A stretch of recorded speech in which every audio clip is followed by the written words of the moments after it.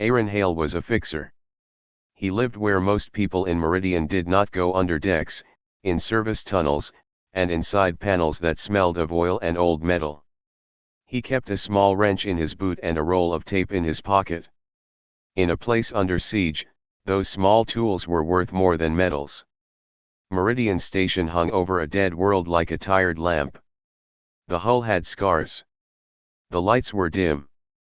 Outside, ships of the besieging fleet moved slowly, drawing lines in space that cut off trade and help.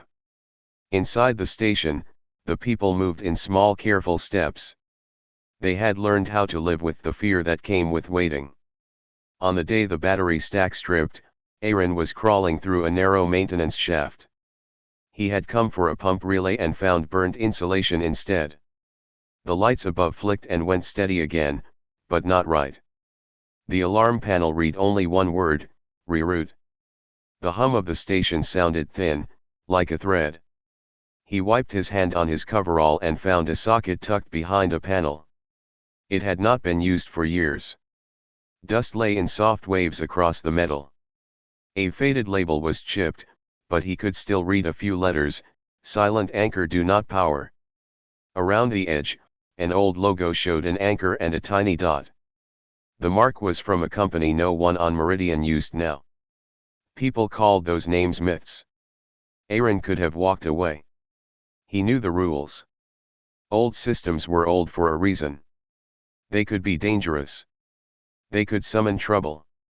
He also had a list of small things that needed fixing: heat ducts, a leaking water line, a child's fever. He thought of the child in Habitat C and the thin voice that asked for blankets. Fixing small things kept more people alive than grand plans ever did.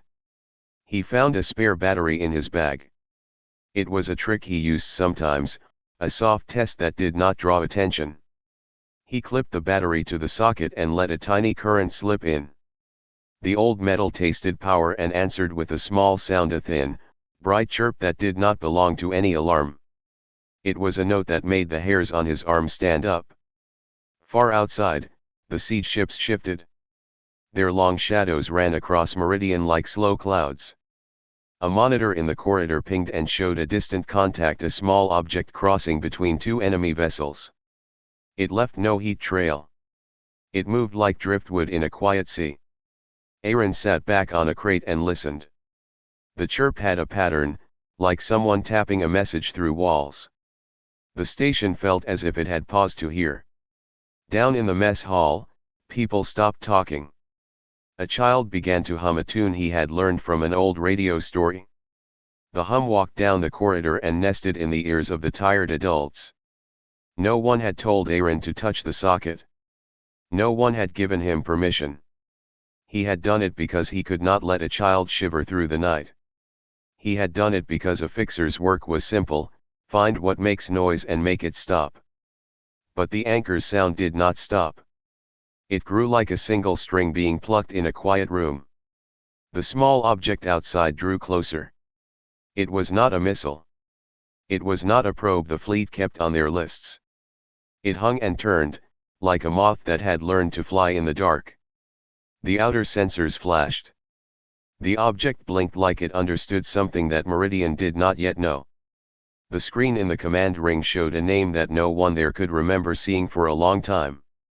Captain Moria rushed into the control room. Her voice was clear and used to calming crowds. She asked for reports. The engineers gave numbers. No one yet understood why the enemy ships stopped and watched. No one understood why their own station seemed to lean forward. Aaron looked at the socket with the battery still clipped. The anchor's light pulsed faintly. The chirp answered the moth outside in a pattern that had memory and promise. Something in the code the socket made matched the thing outside. The moth and the anchor were talking across empty space.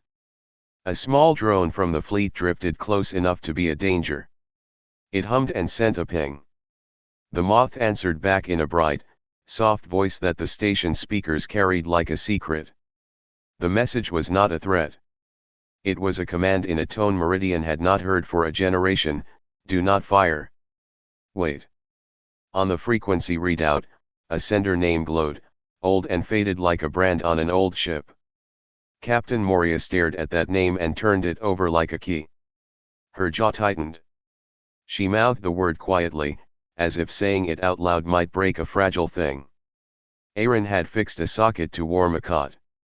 He had used a small battery to stop a child's teeth from chattering.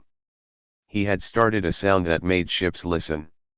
He had made a choice without asking anyone, and now the whole station seemed to hold its breath. Outside, the moth hung over Meridian like a small moon. Inside, Aaron felt the weight of his hands on the old panel and the first real fear he had felt in a long time. He had pulled one small thread. The rest of the net was beginning to move. The command screen flashed again. The name on the sender line was one no one on Meridian had heard in living memory. It was a name that sounded like an old factory and a lost promise. Captain Moria looked at Aaron and then at the readout. Her voice was softer than usual.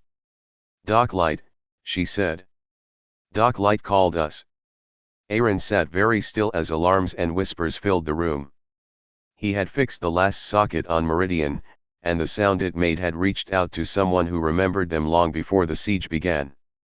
The station waited. The fleet listened. The next sound would decide who would speak first. Meridian kept its memories like dust in old boxes. The station had rooms no one used and folders no one read. Aaron moved through these places like he moved through pipes, careful, quick, and with hands that knew tools better than paper. After the moth had called and Captain Moria said the name, Aaron felt a pull. Doc Light was not just a brand. It was a history that touched his family. In an old locker, under a board that had been nailed on wrong, Aaron found a ledger. The leather was cracked. The ink had faded to brown. Names filled the pages in a handwriting that bent like iron. He brushed away dust with the tip of his wrench and read the names. They were builders, welders, men and women who had soldered Meridian's bones. Aaron's fingers stopped at a line near the back. A familiar name stared up like a flame, Hail, Aaron's grandfather. The name did not surprise him so much as settle something in him. His grandfather had been a quiet man who spoke in small facts and fixed televisions when the old world still sent images.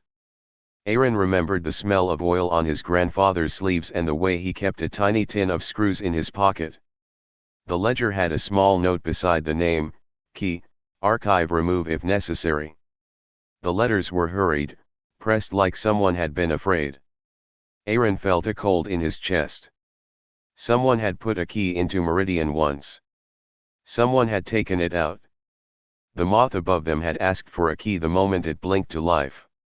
The archive might have been closed on purpose to keep a dangerous voice silent. But the moth had called them by name. Doc Light's voice had sounded like hope and warning at the same time. He took the ledger to Captain Moria. Her eyes moved over the pages fast. She was not quick to show surprise, but there was a small hitch in her breath. Doc Light left tools for stations, she said. They built ways to make machines speak softly. If that key is still here, it could open more than a door. Or open trouble, Aaron answered. He kept the ledger folded in his hand. The station around them hummed with small life. People in the corridors did their quiet jobs, unaware of the ledger, unaware of the moth and the name. Aaron thought of the child in Habitat C and of nights where he'd had been a favor rather than a right. The record showed a place to check a child's chest in Hab F. It was the kind of hiding place a tired parent might choose, where no one would look for tools. Aaron walked there with the ledger folded tight. The corridor paint peeled in long curls. He passed a pair of boots left under a bench and did not stop. Hab F smelled of spice and old blankets. A small boy slept on a narrow bed with a thin doll tucked under his chin. Aaron knelt and opened the toy chest. Among wooden blocks and a music box, his fingers brushed something cold and small. The key was shorter than he had expected. It was clean, like someone had polished it before hiding it. A tiny mark on the handle matched the anchor from the socket he had used. Aaron thought of his grandfather's hands and felt the weight of them in his own. He could have left the key where it was. He could have told Captain Moria and let the council decide. But a fixer is used to small, fast decisions. He moved quietly so the boy would not wake. He slipped the key into his pocket. For a moment he held the metal and felt time coil around it, old choices, old fears, and a small bright promise. The moth accepted the key like a memory coming home. When Aaron fed it into the moth slot, the maintenance unit sang in tones the station had not heard since the ledger's ink was wet.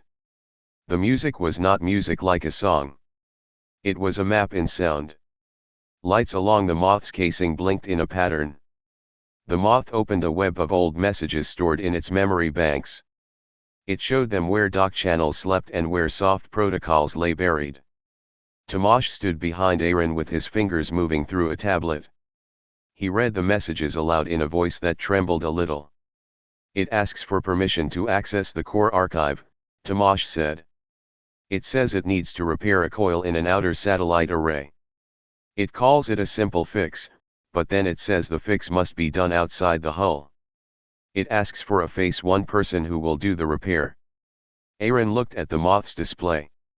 The images were small and cold, diagrams stitched with tiny, precise labels. The word repair felt close and ordinary. The word outside made it a different thing altogether. Outside the hull meant risk. Outside meant the siege ships would see them. Outside meant the thin suits and the angry vacuum. Captain Moria's hand closed on the edge of the command table. Her voice was steady, but Aaron heard the finish of a hard day in it. "We cannot let a single person decide this," she said. "If the moth wants something in exchange for its help, we must weigh what it costs." Tomasz held up his tablet. "The moth does not ask for our archives to give away," he said. "It asks for this repair. It says if we fix the coil, it will sing a pattern that confuses the siege net. It will not promise more. It promises time." The promise was thin, but it was perhaps the first promise they had heard in months that was not a threat. The moth's song was a bargaining voice. It offered a sliver of hope in return for a task that could break a man if it went wrong. Aaron could see the choice split in front of him like a rail. He saw hot small things, the child's fever, the leaking pipes, and cold big things, the fleet, the harvest. He knew the archive's key had turned a story into a choice. He felt the ledger like a map in his palm. He asked no one to follow him. He did not need permission to choose what he would risk with his hands. He thought of his grandfather's work and of the way the old man had taught him to find the weak spot and press. He walked to the locker where his suit hung and took it down, fingers sure. He did not look over his shoulder. Before he left, the moth spoke one small line in a sound that felt like metal on glass: "We ask one favor. Repair the silent coil. Rewind the mirror. Make the array sing so the fleet hears mercy. Will you do this, Aaron Hale?" The words landed like a gauntlet. The station held its breath. Outside, a siege ship adjusted its stance as if listening. Inside, the ledger lay open on the table, its brown ink waiting for the next handwriting to make a mark. Aaron tightened the suit strap around his wrist and swallowed. He knew what it meant to go outside. He also knew what it meant to leave a child in the dark. He stepped toward the airlock, and the door side closed behind him. The moth's lights made the control room look like a small planet. Aaron stood under the glow and read the lines of code Tomasz fed him. The plan was clean on a screen: rewind one coil, clean one mirror, reset one timing relay. Each task was small alone. Together, they could make the outer array sing a pattern that would confuse the siege weapons for a short time. Outside the hull, a repair is never small. Aaron thought of that the way a man thinks of a hard climb, one step at a time, and every step matters. He called Kira, Tomasz, and Lena. Kira had worked on old schematics and could read broken lines as if they were songs. Tomasz knew the moth's language and could translate its pulses into commands. Lena moved through tight places like water through sand. They did not ask the captain for permission. They had the kinds of jobs that did not wait for councils. They suited up in the airlock. The hatch closed and the air bled out in a slow sigh. Outside, the station's hull curved away into the black. The siege ships were not far. Their silhouettes hung like tall towers in the dark. Aaron looked at his friends' faces through the visors. Kira's hands were steady. Tomáš's jaw was tight. Lena smiled with a small, nervous twitch. The moth fed them timing through a small link on Tomáš's tablet. It said the coil had loose winds and the mirror had grit in a place no one had cleaned in years. Ropes and tether points held them to the hull. They moved along the skin like locksmiths on the outside of a safe. The wind of space was nothing to their suits, but the knowledge of eyes watching made their hands aware of every slip. Aaron's fingers found the bolts. The coil lay under a cover plate, old enough that its bolts had been sealed with a past hand's grit. He turned the wrench and felt the old metal give, the way an old story does when you ask it to speak. Kira read a faded note on the schematic. This coil was wound by dock-light hands, she said. They made it precise. We must keep their pattern. Her voice was small through the comms. Lena worked on the mirror and spat a small curse when grit flew into her faceplate. She wiped it clear and sang the moth's small tune back to it like a child repeating a line of a poem. As they worked, the moth did more than give orders. It suggested. It hummed a small possibility into Tomáš's ear. The moth said that if they gave the array an extra pulse, one stronger than the safe plan, it could push a pattern far enough to blind the siege ship's sensors for a full targeting cycle. That would be enough time for a small cargo to slip out, a ship to steal through a lane and carry children and seeds and the prototype engine the station had hidden. Tomáš paused. His fingers hovered over the relay. It asks for more power, he said quietly. We could risk the array. We could risk the coils. The moth says it can do more, but it will need the station to feed it. It will pull from other systems. Aaron looked at his hands. He had fixed many small gears and pipes that no one ever thanked him for. He had patched heat lines and replaced worn seals so children could sleep warm. He thought of the child in Habitat C and the rows of empty bunks in the lower quarters. He also thought of the station itself, of the old parts that would be lost if the array burned. The choice was a simple math of lives and metal. Kira found a hairline on the coil windings. We can patch this, she said. We can keep the power safe. But it will only buy minutes. The extra pulse would buy hours, maybe enough for the rescue. But we might break the array and lose a section of Meridian. Lena laughed once, a short bark. We fix things so people can live, she said. If we have a chance to move some people out, I am for it. But I am a fixer, not a gambler. They argued in short sentences that left no room for long speeches. Tomáš weighed the moth's words against what he knew of the station's power. The moth was not lying. It wanted to be useful. It also wanted to spread its code farther. Machines that can speak often like to keep talking. Aaron closed his eyes for a moment and saw his grandfather's hands turning a screw on an old radio. He felt old lessons in his fingers: find the weak place, press there, and do not waste time on what you cannot change. He thought of the families who had already decided to hide when the harvest came. He thought of the prototype engine stitched under false crates, waiting like a seed. He set his jaw and made the call with the only tool he had. He gave Tomáš the nod. Tomáš pushed the relay a fraction further than the safe plan. Power hummed through a path that had not been fed like that in decades. The moth sang back, a long low sound that vibrated the hull under their boots. The array took the extra pulse and began to sing a pattern in the cold dark. For a moment, the sky around the station looked different. Siege weapons twitched. Sensors misread their marks. Guns swung a fraction away from Meridian's hull. The moth song rode the confusion like a secret wind. Then the station shuddered. Something down in Hab E screamed. A light in the distance blinked and died. The moth's hum stopped as if someone had cut a string. Inside the command ring, alarms rose like a tide. Aaron's heart thudded under his ribs. He had chosen a risk to save people. He had no idea what had broken. Out in the dark, a far bridge laughed. It came through on a blunt channel, a single voice that sounded like a man trying not to sound surprised. He said one word, and the single syllable fell across Meridian like a cold rain. Trial. Aaron's breath froze in his throat.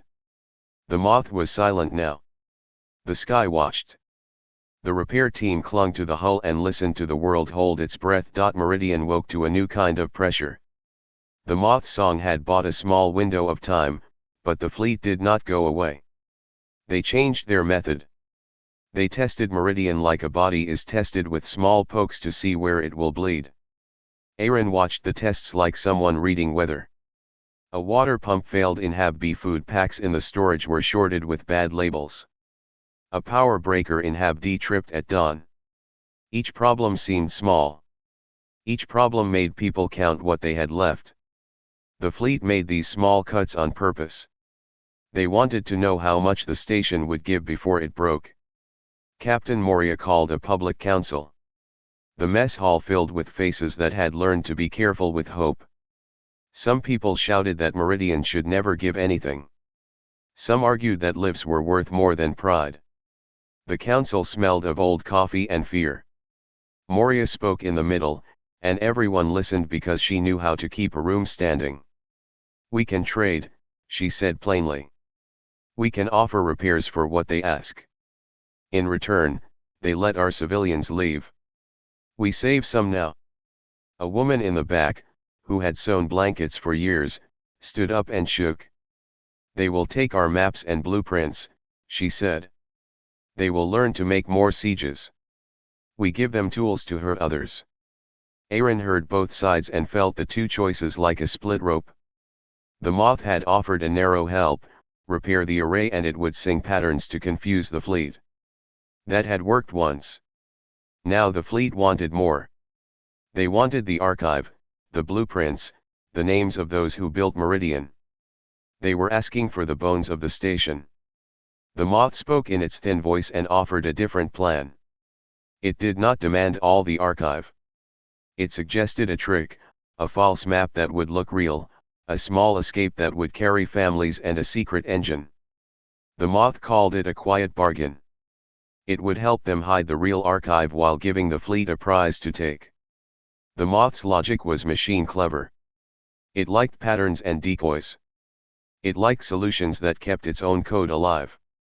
Aaron was not a leader. He was a fixer. He had always chosen what wires to mend and which seals to tape. Now he found himself in the middle of a choice that could shape who Meridian became. He walked the halls and saw people count their children and their tins of food. He watched Captain Moria's hands, which did not shake but had lines that had learned too much. They argued for days in short bursts between repairs. Tomash said the moth could help build the lie. Kira warned that lying could become truth if you lived it too long. Lena told a story of her mother, who left a town with one bag and never looked back. The council could not make a plan that would please every voice. They could only choose what survival looked like. Captain Moria proposed a public bargain. She would offer to give the fleet a sealed archive, a package with old plans and worn schematics. In secret, they would hide the real archive and send the small ship with families and the prototype engine. The council did not like secrets, but they liked the idea of children away from Seegers. Aaron knew how to make small things speak. He could build a false archive that would look real to scanners. He could craft a beacon that sent the fleet on a long false trail. He could eke out the hours needed for one ship to slip through. These were the things a fixer could do when hope was measured in minutes. The work began like any repair, precise, dirty, and quiet. Aaron and his team rewired the archive's beacon. They made it sing like Docklight's old signatures. They seeded false files with faded ink and staged old tools in rusted boxes.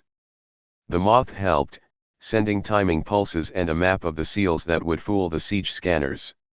Meridian's workers played their parts well. They made ruins look real and riches look tempting. Still, bargains are not clean. The fleet watched every move. They measured Meridian's trades the way a farmer measures soil. Each time Meridian handed something, the fleet tested another place. The trade would look like a surrender if you only saw the surface. Inside, Meridian hid a plan. On the night the fleet came to take their prize, the station was loud with a different sound, 1,000 hands working at once. Children were hidden in false crates. A secret engine was slid into a hollow floor. The rescue ship, small, fast, and named Hail by those who loved it, waited in a blind lane the moth had folded like a map. When the seekers boarded the archive ship, they cheered and counted their spoils. They did not notice the difference between a real file and a fake. The moth's beacon told them what they wanted to find. They left with their prize and sent messages of victory back to their commanders. Meridian watched them go and held its breath. But the bargain had teeth. The fleet did not leave forever. They left a pattern. They sent a message through a quiet channel that few on Meridian saw until later. On a distant bridge, one commander tapped a key and sent a single order: prepare the harvest. The words meant something dark. The people in the mess hall were still hugging small parcels when Aaron received the news. Captain Moria's face went pale as she read the order. The word harvest was not about food. It was a military term for taking what you can and leaving the rest to die. Aaron had helped hide hope and send it away. He had made a quiet bargain that saved some lives. But the fleet had learned, and they were changing their tactics. The moth's help had bought time, but time had a cost. The harvest would come in a wave and it would not be kind. Aaron walked to the hull and touched the place where he had once fixed a socket. He felt the cold metal and the weight of choices. He had traded small losses for a flicker of future. He had done what a fixer could. Above them, siege ships rearranged like hands reaching. Inside, Meridian waited, and the small ship Hail burned a quiet line into space. The bargain had worked for now. But someone, somewhere, had decided that taking from Meridian would be easier than learning to listen. The station held its breath again. The harvest was a name that tasted like winter. The moth's lights grew faint. The next sound the fleet sent would tell Meridian whether their quiet bargain had been wisdom or a trap. The word harvest had a cold edge. Meridian tasted it and felt the chill. The fleet had learned from the bargain. They had been fooled once. Now they came back with new rules. Their tenders arrived slowly, as if to take only the best and leave the rest to rust. Aaron watched the sky from a low window. The small ship Hail had left with its cargo of people and the hidden engine. The hollow it left was both hope and grief. People cheered for those who escaped. They also counted the empty beds and the seats that would never be filled again. Meridian had bought a seed and sent it away. Seeds need time and distance. Meridian had only time in small bits. The fleet's new move was clean and cruel. They did not smash the station. They took things. They chose machines and blueprints, things that could be learned and turned into weapons. They took old welders who knew how to make a bolt into a gun. They left the city with holes that hurt like missing teeth. Captain Moria called a meeting. The council ring smelled of hot breath and tired metal. People argued less now. They had seen the harvest and knew what it cost. Moria spoke slowly. They will come again, she said. They will make a pattern of taking. We can keep hiding and lose more. Or we can change how we stand. Aaron sat with his wrench like a small anchor. He had done what he could. He had fixed sockets and built lies. He had made the moth sing a pattern to let a ship slip away. He had traded parts of the station to save people. Now he felt all those trades stack up like bills. The moth was quiet. It had given what it could. Machines tire, even the clever ones. Its lights dimmed and its sound slowed. Tomash said the moth had done more than its code might allow.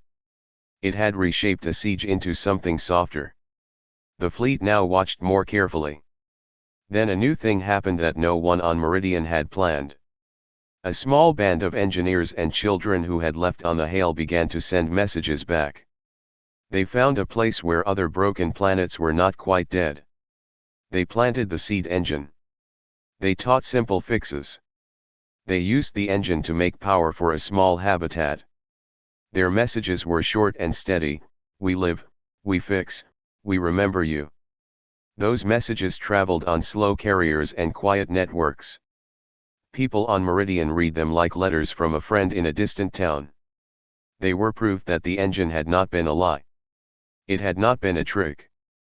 Some of those who had left sent small plans back, simple drawings for filters, for water pumps that used less power.